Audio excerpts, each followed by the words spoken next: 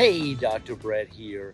I was just, listening to Roger Federer, who's, one of the most amazing champions ever. 20 Grand Slam championships, tied for the most ever with Rafael Nadal, soon to be overtaken by Novak Djokovic, who just seems like almost unstoppable at this stage. But the grace and style of this particular athlete, everybody knows this. My goal was always for the last year and more to always try to play another He Wimbledon. just lost a tough three-set match at Wimbledon here over the last, yesterday, here early July 2021. And it's just super tricky for these top athletes. But for any athlete that goes through a transition, his body's not the same. He's coming off rehab a year and a half after a knee injury and surgery and so on. Maybe 10, 15, 20 years ago were very simple and very normal for me to do. Nowadays they don't happen naturally anymore. I gotta always put in the extra effort mentally to remind myself, remember to do this or do that. I have a lot of ideas on the court, but sometimes I can't do what I want to do. He's doing his best to compete at the highest level, and it's not easy. He had to sort of reevaluate when he was at the French Open 3-4 weeks ago.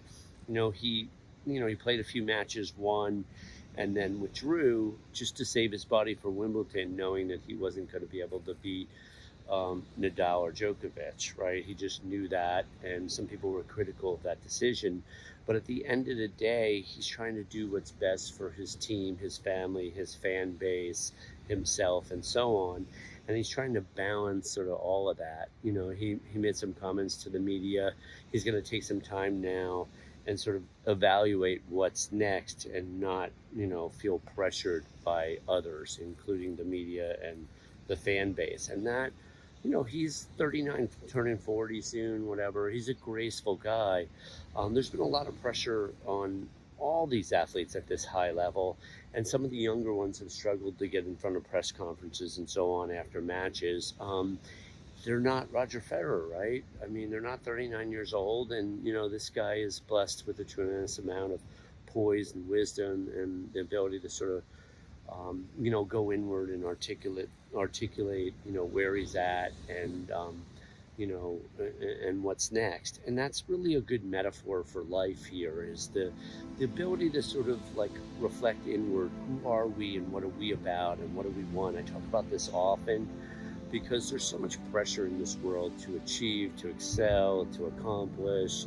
To a certain extent, American culture in particular, there's a lot of straining and striving. Europeans tend to relax a little bit more in general. I mean, we're making big generalizations, but they have more vacation time, and some of the countries are even experimenting with 4-day work weeks. And here in America, there's just so much pressure sometimes, especially in the burbs, or especially the higher end burbs or whatever, where the kids are competing in multiple sports and driving from one to the next, and then there's pressure to get into top schools and so on. And a lot of times people don't really take the time to evaluate and reflect. What do we really want? Who are we? What are we about?